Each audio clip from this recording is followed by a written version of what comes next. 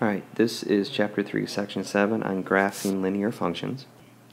And when we go to graph linear functions, we first need to talk about what function notation is. So, with function notation, it's slightly different than what we've seen in the past. Let's say, for example, if we're talking about the general slope-intercept form of y equals mx plus b. If we were to put this in function notation, we have f of x equals mx plus b. So if we had an example here with some other numbers other than these variables here, let's say we had y equals 2x plus 3. If we took that equation, we wrote it in function notation, it would just look like f of x equals 2x plus 3. So really, f of x and y are pretty much the same thing here.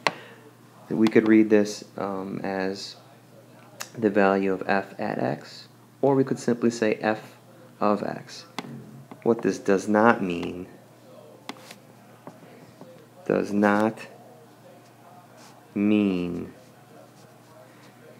f times x. Alright, so this example, we've got the function f of x equals negative 2x plus 3. We want to find the value when x is 3 and when x is negative 3. So if we take a look at this, we want to first find when x is 3. So wherever I see an x, I'm going to plug in 3. After that's done, it's just a matter of simplifying. So f of 3 equals negative 2 times 3, which is negative 6. And then negative 6 plus 3 is negative 3. So the value of the function f of 3 is negative 3. And if we do this again, now we're going to plug in negative 3 wherever we see an x. So f of negative 3 equals negative 2 times negative 3 plus 3. So as we simplify this, we've got negative 2 times negative 3, which is 6, and then 6 plus 3, which gives us 9. So the value of the function when x is negative 3 is 9. Alright, here we want to evaluate the function h of x equals x squared minus 1 when x is negative 3. So in the previous example, we saw f of x. It doesn't always have to be f of x. In this case, we've got at h of x. It's still the same idea. Wherever we see an x, we want to plug in negative 3. So if we do this, we have h of negative 3 equals negative 3 squared minus 1. Well, as we do this, negative 3 squared is negative 3 times negative 3, which is 9, and then minus 1, which is going to give us 8. So the value of the function when x is negative 3 is 8. Alright, so now we're given the function g of h equals negative 2x plus 4. We want to find the value of x so that g of x is negative 16, or g of x is 16.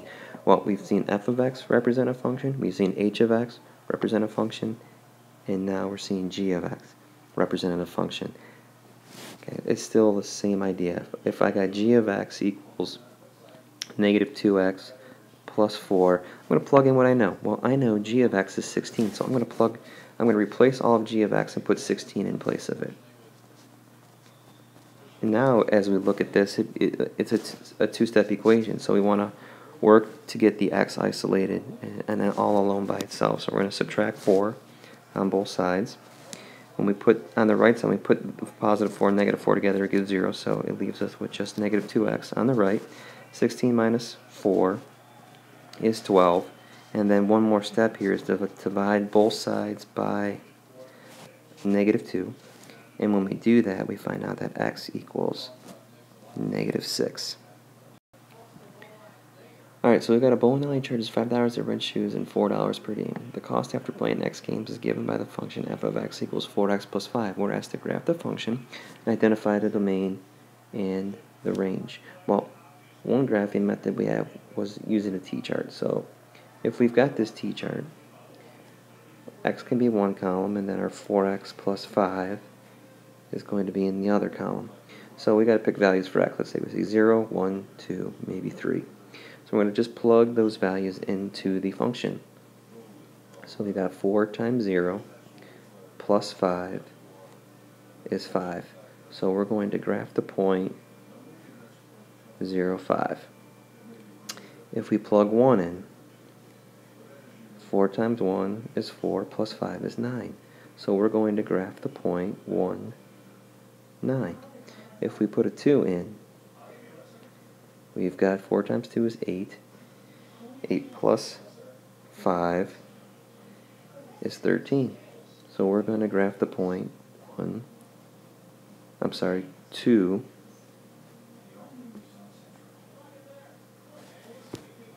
So we're going to graph the point 2, 13.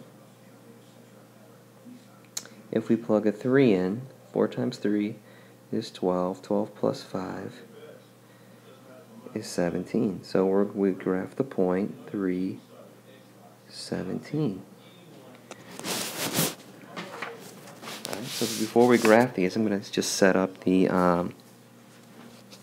label the axes here. This is going to represent the games. This is our x-axis. So our y-axis is like our f of x. This is going to represent the cost in dollars. Games, let's say we got 0 games. And I'm going to alternate these here. So there, it goes up to 6 games. Let's say over here we're going to go, I'll call this $5, $10, $15, $20, $25. Alright, so if we graph 0, 5, we got a point there. 1, 9 is about there. 2, 13 is about there. 3, 17 is about there. So we can get enough points there, we can draw a line. And remember, the domain represents the x value. So here the lowest value for x is 0, and it's anything larger than 0. So we're going to say for our domain, x is greater than or equal to 0. Well, our range represents the y-axis. In this case, that's f of x. And the lowest value for that is 5, and anything larger than that. So we're going to say greater than or equal to 5.